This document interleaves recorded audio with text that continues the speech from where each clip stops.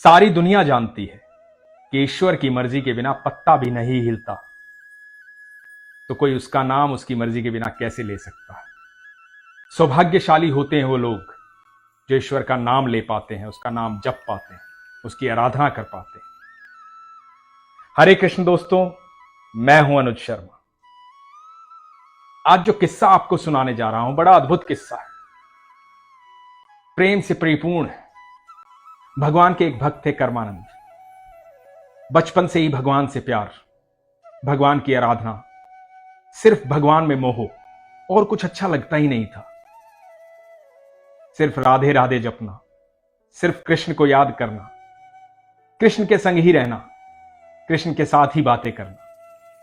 थोड़े बड़े हुए तो सोचा कि यहां से चलता हूं वृंदावन की ओर। बचपन से सुनते आए थे कि ठाकुर वृंदावन में रहते हैं।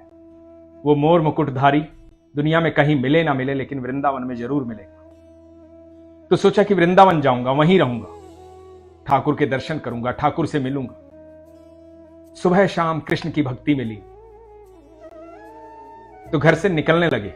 घर वालों ने रोक लिया, बोले कि नहीं, कहीं नहीं जाना, अपने गृहस्थ जीवन में रहो, अपनी गृहस्थी को संभालो, विवाह करो, परिवार के साथ रहो, भक्ति यहां पे करो, पूजा पाठ करो, मंदिर में जाओ, घर छोड़ के जाने की क्या जरूरत है। कर्मानंद तो घर में रहना ही नहीं चाहते थे। उनको भौतिकता पसंद ही नहीं थी, दुनिया से वैराग्य था, भगवान से मोह था।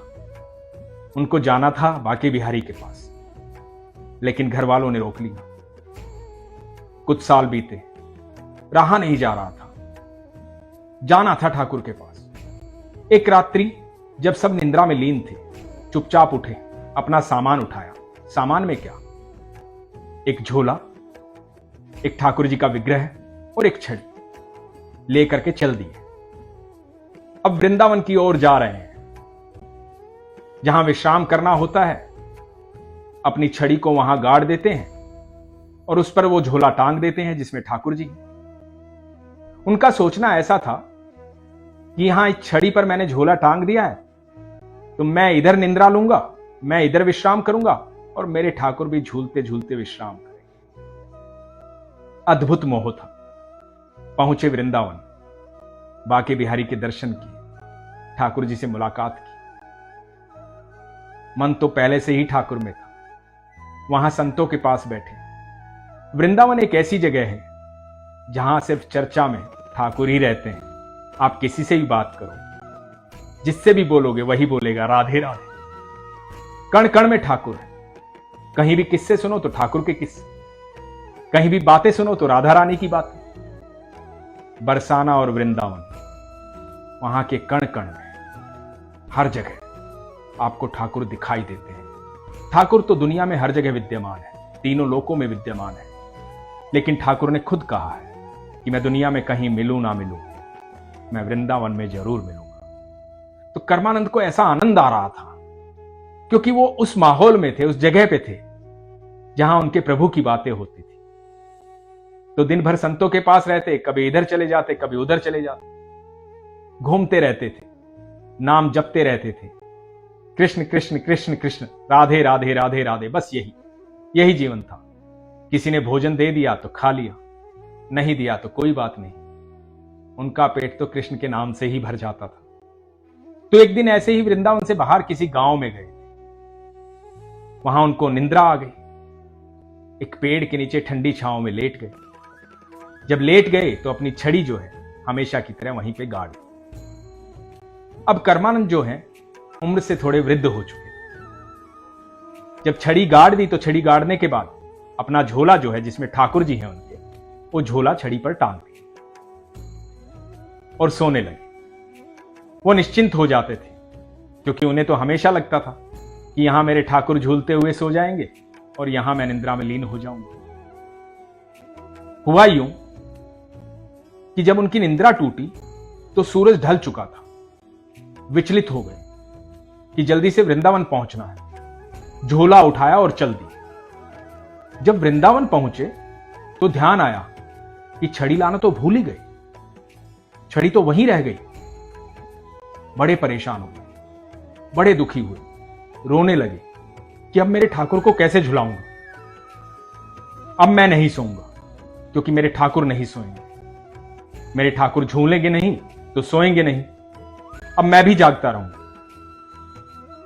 और बहुत भाव विभोर हो गए, परेशान हो गए कि रात्रि में अब छड़ी लेने वापस जाऊं कैसे। बड़े दुखी थे। परेशान होकर के ठाकुर जी को झोले से बाहर निकाला।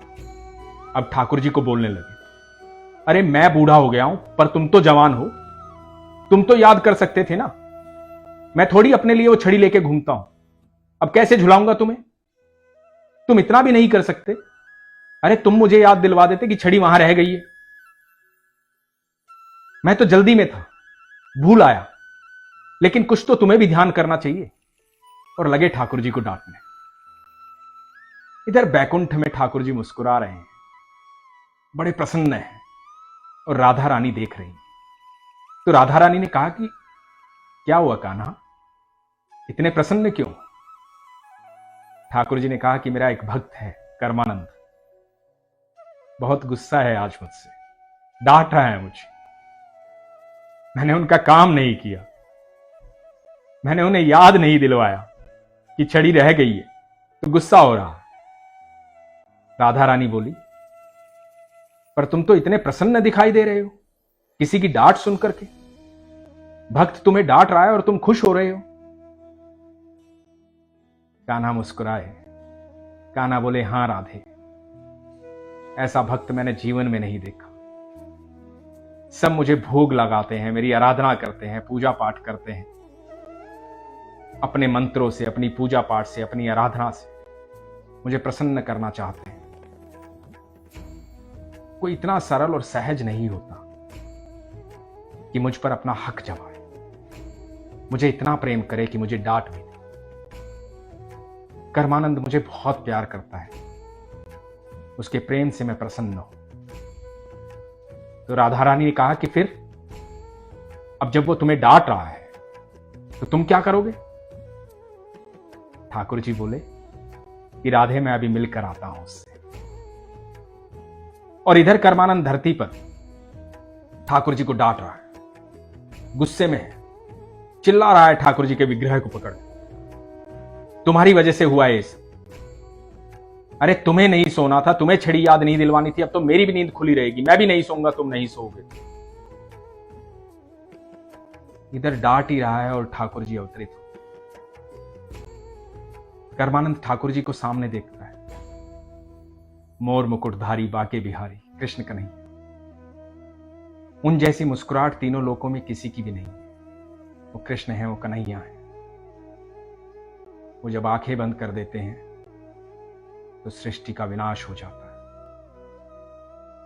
जब नेत्र खोलते हैं तो पूरी सृष्टि खुशहाल हो जाती है। वो जब मुस्कुराते हैं तो प्रकृति झूम उठती है।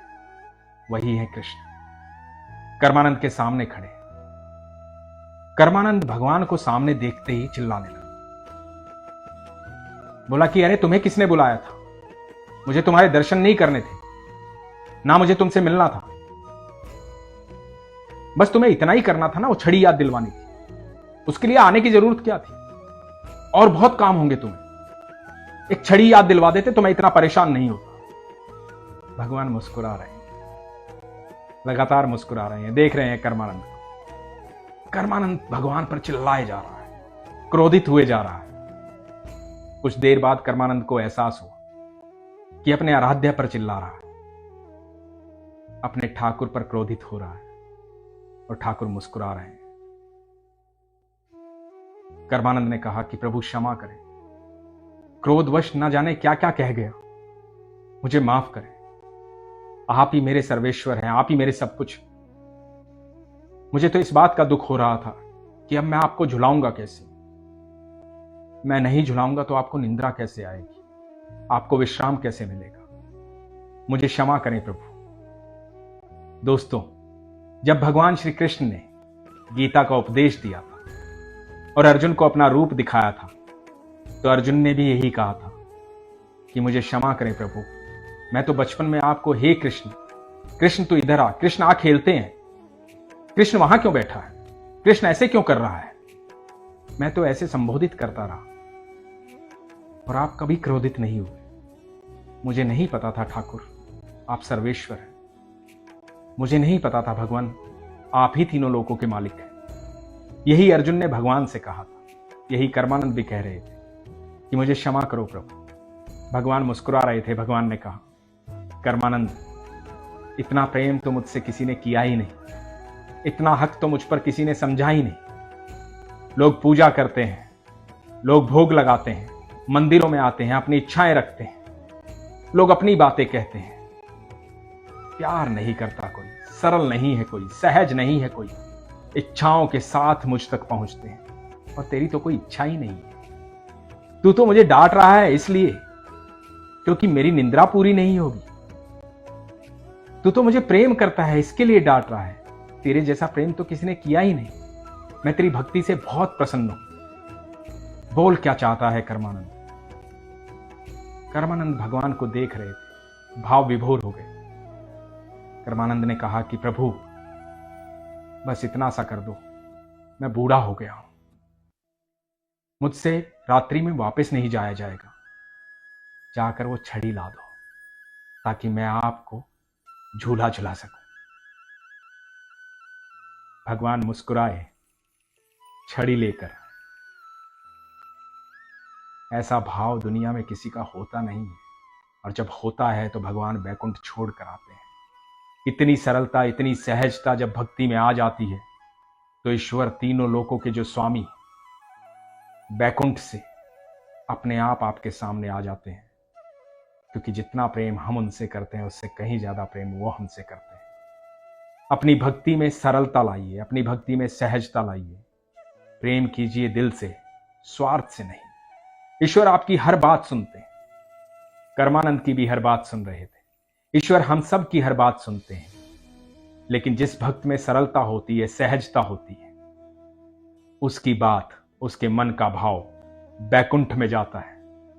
और वहां बैकुंठ में बैठे ठाकुर उस भक्त पर विशेष कृपा करते हैं, उसे दर्शन देते हैं, उससे मिलने आते हैं, उसकी बात साक्षात सुनने आते हैं।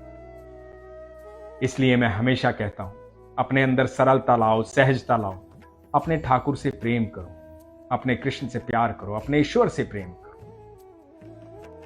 आप जब ईश्वर से प्रेम करते हैं तो इस पूरी सृष्टि में आपका कोई कुछ नहीं बिगाड़ सकता, क्योंकि सारी सृष्टि के मालिक वही।